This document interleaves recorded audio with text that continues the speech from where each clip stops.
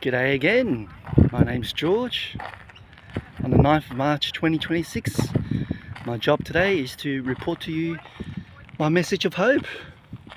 And for those who follow people on the YouTube, those massive YouTubers, you'll be able to guess who I'm going to talk about soon. Well, there was his face on the chocolate bar.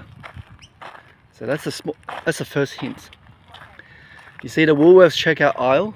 I was waiting for my turn, and there he was. Well, it was MrBeast. That's Jimmy Donaldson, that's his real name.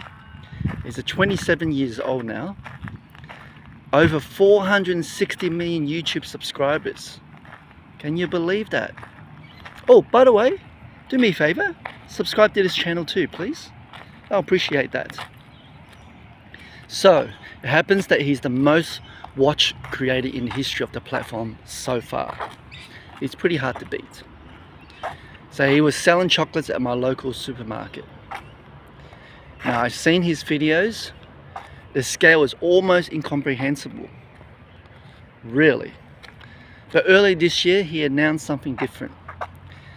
His company acquired a teen-focused financial app. It's called Step. I didn't even know until I read the article.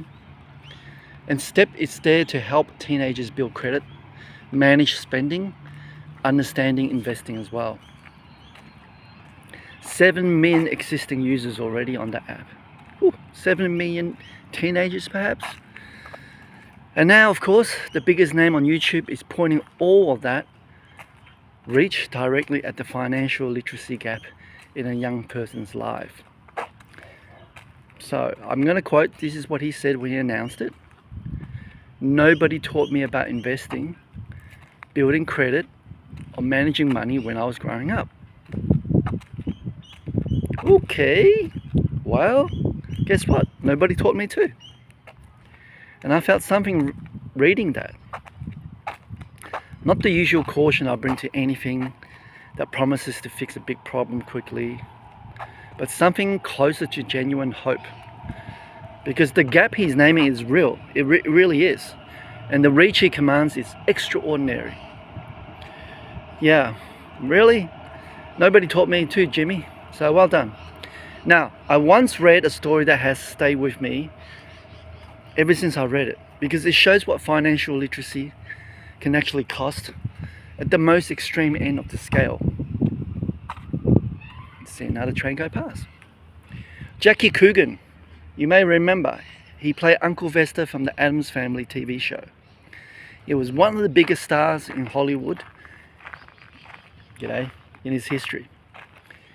In the 1920s, he was earning vast amount of sums. I'm talking about tens of millions of dollars in today's terms, from films he made as a young boy. However, by the time he turned 18 and went looking for his money, guess what? Yeah, I think you know the answer. It was gone. Turns out his mother had spent it. And when he challenged her, her response was this: no promise were ever given or made to give anything to Jackie. So every dollar a kid earns before he is 21 belongs to his parents. Whew. Imagine that. Of course, the fallout from that case eventually led to a California passing what became known as the Coogan law. So it's legislation specifically designed to protect child performers from having their earnings consumed by the adults around them. Now these days we need to have protection around children, not to get harassed or smuggled. Now you could look at that story and say, hang on George, that's just a case of bad parenting, right? A mother who took what wasn't hers. And I guess you wouldn't be wrong. But stay underneath that for a moment longer. Yeah. Just hang on with me. Jackie Coogan earned those tens of millions. That's a fact. I'm sure he was in the room when the contracts were signed. And at no point across those years did anyone sit with that child down and explain what language that was done in that room. Where he was held and what it meant for his future. So unfortunately, my guess is he was financially illiterate in the middle of extraordinary wealth. Yes, the money was there, but the framework was missing. He didn't know what he didn't know, I guess. So that brings me to a passage from Ecclesiastes chapter 7 verse 5. So have a listen to this. It is better for a man to hear the rebuke of the wise than to hear the songs of fools. For those of you who didn't hear it, the rebuke of the wise. So it's not the comfortable opinion of someone who learned about money the same wrong way you did. Don't fall for that. The rebuke, which hurts, of someone who actually knows what they're talking about. That's what the Bible talks about. Now, King Solomon doesn't say the rebuke is pleasant, did he? He says it's better. So I implore you to choose better. Because the song of fools is always more pleasant in the short term. You know, people like to sweet talk. It confirms what you already believe. It tells you you're fine. Probably it told Jackie Coogan through some silence that someone else was handling it and everything will be all right. Is it? Well, the wise person says the harder things. And the harder thing received and acted on changes the trajectory. Imagine that. Imagine Jackie woke up. Imagine there was someone who helped him. Life would be different for him, I'm sure. Notice something else in that verse. King Solomon doesn't say, oh, it is better to seek the rebuke. No. He said it is better to hear it. The implication is that you have to place yourself somewhere the rebuke can actually reach you, right? You have to go out, search people. You have that want inside you to say, yes, I need to find someone to help me. There are, near people who know more than you and are willing to say so. There are near counsels you didn't go looking for just to have your existing ideas confirmed. That's not comfortable. It rarely is, but it is better. I hope you've seen the point. Now, here's my version of the Coogan story. Less glamorous, I understand. Certainly less dramatic, but it was honest. You see, every Chinese New Year, my parents gave me a red envelope. In Chinese, it's lacy. Let's call it lacy. It's the traditional gift of money from parents to children at the New Year. One year I received $20, a whopping $20 in those days. And I kept it. Saved it all the way through to Christmas. Saved it all. I put it in a miniature red safe. It was like a little small toy bank with a bank vault. You can dial the numbers, make your own combinations. And I remember picking it up from the National Australia Bank store at the Royal Melbourne Show in the early 80s. Those days the show used to have proper educational stores back then, you see. And so a bank handing out miniature safes to children encouraged them to save. It just sounds almost quaint now, doesn't it? Anyway, back to the story. I kept that $20 in that little red safe for nearly a year. Of course, when Christmas came, I took the money out, put it into my wallet and walked into Billy Guy's store on Burke Street. Billy Guy was huge in those days. Well, I had my eye on a Casio solar power electronic game. The price tag, $25. I had 20. But still, I told a salesperson I only had 20 and I couldn't do any more.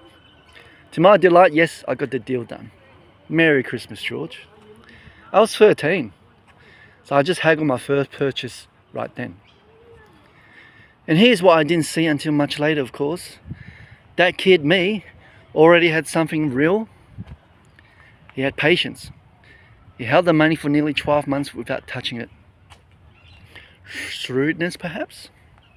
He walked in the shop, assessed the situation, and negotiated. It's the exact qualities that good stewardship requires. They were already sitting there at 13 years old. But I'm not going to pat myself on the back. You see? But nobody connected them to anything larger. Nobody at that time. Nobody said, good, now let me show you what that discipline looks like applied to the rest of your financial life. To your debt. To the difference between saving and actually building something. to why compound interest reward the patient and punishes the hasty. Me, the hasty. Well, the instinct was there. The framework never arrived though. That's too bad, George.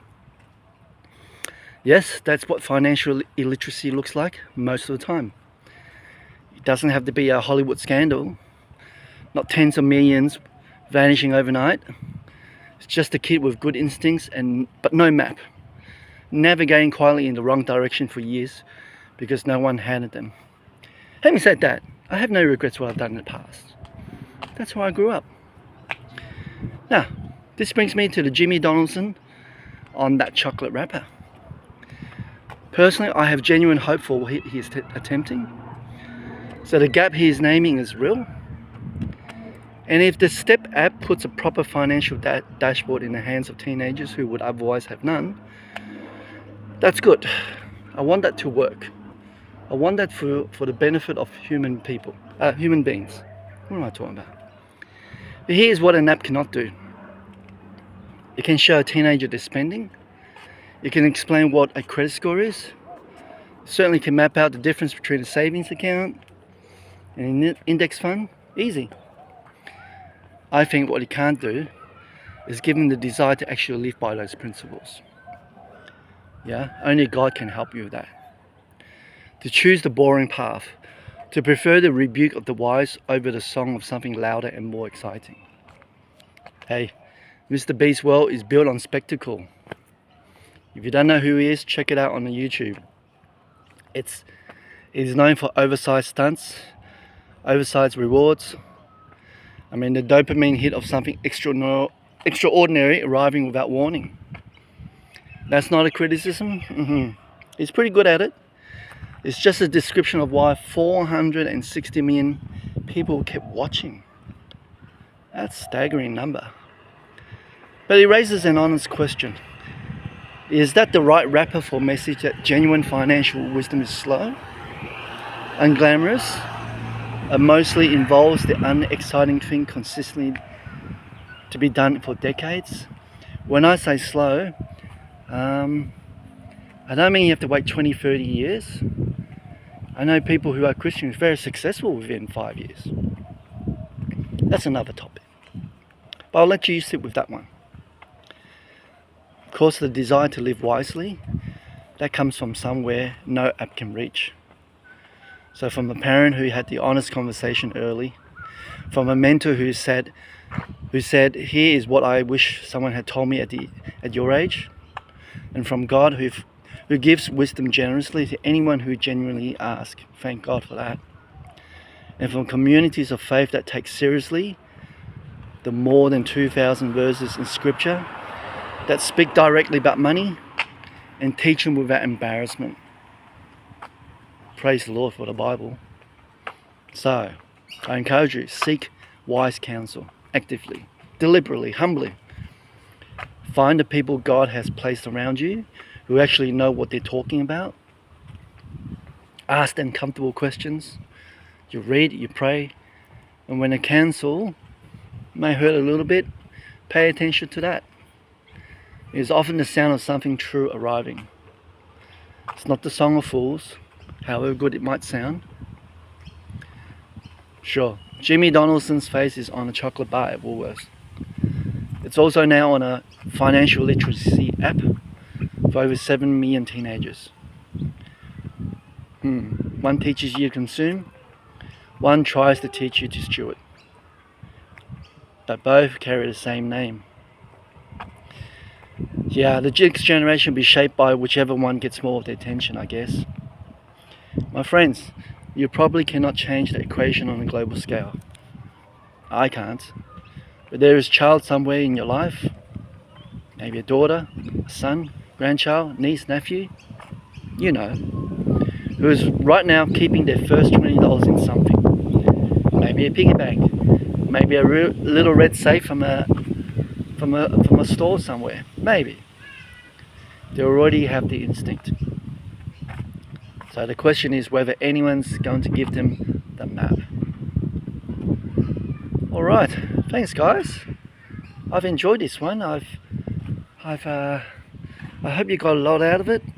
If you do, please give a thumbs up, subscribe to the channel, and share today's message to someone that's dear to you. I'll see you on the next one. Thank you.